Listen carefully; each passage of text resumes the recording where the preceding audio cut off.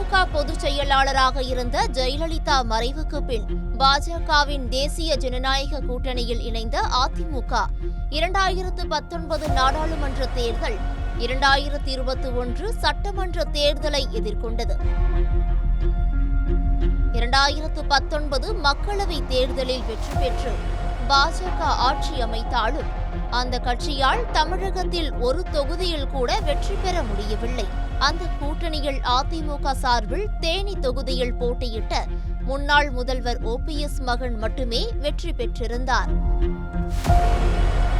2021 சட்டமன்ற தேர்தலில் இந்த கூட்டணியே தொடர்ந்த நிலையில் திமுக வெற்றி பெற்று ஆட்சி அமைத்தது. 10 வருடம் ஆட்சி செய்த அதிமுக எதிர்க்கட்சி வரிசையில் அமர அந்த கூட்டணியில் இடம்பெற்றிருந்த பாஜகவும் 4 MLA-க்களுடன் சட்டப்பேரவைக்குள் நுழைந்தது. தேர்தலுக்கு பின்னர் நாங்கள்தான் உண்மையான எதிர்க்கட்சி போல் செயல்படுகிறோம் என அப்போதைய பாஜக மாநில தலைவர் அண்ணாமலையும் அக்கட்சியினரும் பேசி வந்தது அதிமுகவினருக்கு எரிச்சலை கிளப்பியது. தொடர்ந்து அதிமுக தலைவர்கள் குறித்து அண்ணாமலை கடுமையான விமர்சனங்களை முன்வைப்பதும் அதற்கு அதிமுக முன்னாள் அமைச்சர்கள் கொந்தளிப்பதும் தொடர்கதையாகியது. ஒரு கட்டத்தில் மறைந்த முன்னாள் முதல்வர்கள் அண்ணா, ஜெயலலிதா குறித்த அண்ணாமலையின் விமர்சனங்களால் அதிமுக கொதித்தெழுந்து 2023 செப்டம்பரில் தேசிய ஜனநாயக கூட்டணியை விட்டு வெளியேறியது. பாஜக கூட்டணியிலிருந்து தாங்கள் வெளியேறியதற்கு அண்ணாமலையே முக்கிய காரணம் என அதிமுகவினர் கூறி வந்தனர். அதோடு இனி எப்போதும் பாஜகவுடன் கூட்டணி அமைக்க மாட்டோம் என அதிமுக பொதுச் செயலாளர் எடப்பாடி பழனிசாமியை அடித்து கூறினார். நீ விழாக்கண்டன் என்றால் நான் கொடாக்கண்டன் என்று பொங்கிய அண்ணாமலையோ அதிமுக தலைவர்களை கடுமையாக சாடியதோடு மக்களவை தேர்தலில் அதிமுகவுடன் கூட்டணி வைத்தால் நான் தலைவர் பதவியை ராஜினாமா செய்வேன் என்று டெல்லிக்கே மிரட்டல் விடுக்கும் வகையில் பேசினார். போதிய கூட்டணி பலம் இல்லாமல் 2024 மக்களவை தேர்தலில் அதிமுக, பாஜக ஆகிய 2 கட்சிகளுமே தமிழகத்தில் ஒரு தொகுதியில் கூட வெற்றி பெறவில்லை. இதன் பின்னர்தான் கூடி வாழ்ந்தால் கோடி நன்மை, நாம் இணைந்த கைகளாக இருந்திருந்தால் 20 தொகுதிகள் வரை வென்றிருக்கலாம் என இரு கட்சி தலைவர்களும் பேசி வந்தனர். ஆனால் அண்ணாமலை மட்டும் தான் கொண்ட நிலைப்பாட்டில் உறுதியாக இருந்தார். இந்த நிலையில் 2026 சட்டமன்ற தேர்தலுக்காக ஓராண்டுக்கு முன்னரே கூட்டணியை இறுதி செய்ய பாஜக மேலிடம் விரும்பியது.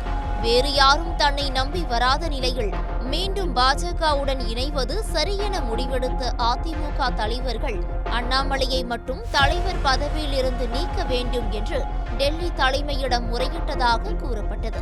அதற்கு ஏற்றாற்போல் பாஜக மாநில தலைவர் பதவியிலிருந்து அண்ணாமலை மாற்றப்பட்டு நயினார் நாகேந்திரன் தான் புதிய தலைவர் என்பதை உறுதி செய்த அடுத்த சில மணி துளிகளில் பாஜக அதிமுக கூட்டணி மீண்டும் இணைந்தது.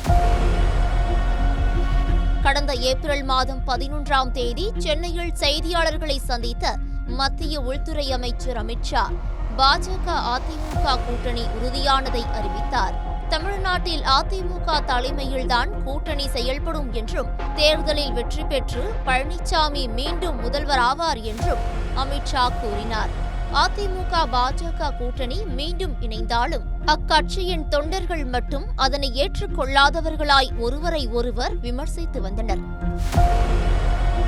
கூட்டணி குறித்து எதுவும் கருத்து கூறக்கூடாது என்று நிர்வாகிகளுக்கு 2 கட்சிகளுமே உத்தரவிடும் நிலையும் வந்தது. கூட்டணியில் மேலும் பல கட்சிகளை இணைக்க எடப்பாடி பழனிசாமியும் நயினார் நாகேந்திரனும் அடுத்தடுத்து காய்களை நகர்த்தி வரும் நிலையில் நான் மட்டும் தனி வழி என்று அண்ணாமலை ஒரு வழியில் சென்று கொண்டிருந்தார். அண்ணாமலையை ஓரங்கட்டியதாக அவரது ஆதரவாளர்களும் பாஜக தலைவர்களை சாடினர்.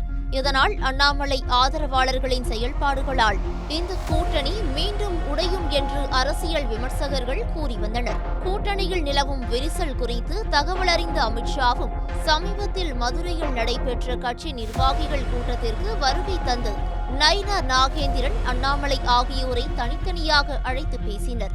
அப்போது அதிமுகவுடன் கூட்டணி வைத்தது உறுதியானது. அவர்களுடன் நீங்கள் இணைந்து பயணிக்க வேண்டும். எதுவாக இருந்தாலும் தேர்தல் முடிந்த பின்னர் பேசிக் கொள்ளலாம் என்று அமித்ஷா ஸ்ட்ரிக்டாக கூறிவிட்டதாக கூறப்பட்டது.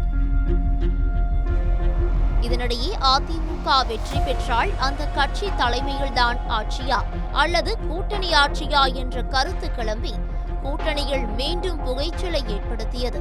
இதனை நயினார் ஒரு வழியாக சமாளிக்க இது குறித்த கேள்விக்கு பதிலளித்த அண்ணாமலை, தமக்கு அதிமுக ஆட்சியும் இல்லை, கூட்டணி ஆட்சியும் இல்லை, பாஜக ஆட்சி என்பதே தமக்கு விருப்பம் என்று கூறி மீண்டும் கூட்டணி தலைவர்களை கலக்கலக்க வைத்தார். இந்த நிலையில் தனிக்காட்டு ராஜா நான்டா என கூறி வந்த அண்ணாமலை தற்போது எடப்பாடி பழனிசாமியின் வழிக்கு வந்துவிட்டதாக கூறப்படுகிறது. மதுரையில் முருக பக்தர்கள் மாநாட்டில் உரையாற்றிய அண்ணாமலை ஆளும் திமுகவை கடுமையாக விமர்சித்தார். அதிமுக முன்னாள் அமைச்சர்களும் பங்கேற்றிருந்த இந்த மாநாட்டில் இங்கு கூடியிருக்கும் கூட்டணி ஆளுங்கட்சிக்கு எச்சரிக்கை மணி என்று அண்ணாமலை கூறினார். மேலும் வரும் சட்டமன்ற தேர்தல் குறித்து மக்கள் முடிவு செய்து விட்டதாக கூறிய அண்ணாமலை, எங்களுக்கு நிதி வேண்டாம், சாமிதான் வேண்டும் என்று மக்கள் முடிவெடுத்து விட்டனர் என்றார். நிதி யார், சாமி யார் என்பது எல்லோருக்கும் தெரியும் என்றும் அண்ணாமலை தெரிவித்தார். அண்ணாமலை நிதி என்று கருணாநிதி குடும்பத்தையும், சாமி என்று எடப்பாடி பழனிசாமியையும் தான் குறிப்பிட்டுள்ளார் என்கின்றனர் விவரம் அறிந்தவர்கள்.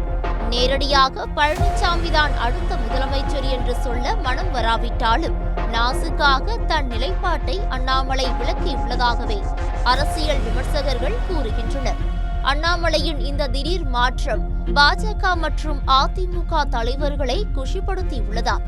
இதனை உறுதி செய்யும் விதமாக கோவையில் நடைபெற்ற RSS நூற்றாண்டு விழாவில் அண்ணாமலை மற்றும் அதிமுக முன்னாள் அமைச்சர் SP வேலுமணி இருவரும் ஒரே இருக்கையில் அமர்ந்துள்ளனர்.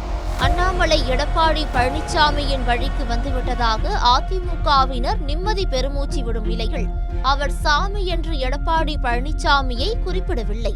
அண்ணாமலையார் பெயரை தாங்கி நிற்கும் தன்னைதான் அந்த சாமி என்று குறிப்பிட்டுள்ளார். ஆகவே எங்களுக்கு அண்ணாமலைதான் முதலமைச்சர் என்று வார் ரூம் பாய்ஸ் மறுபுறம் அட்ராசிட்டியை தொடங்கியுள்ளனர்.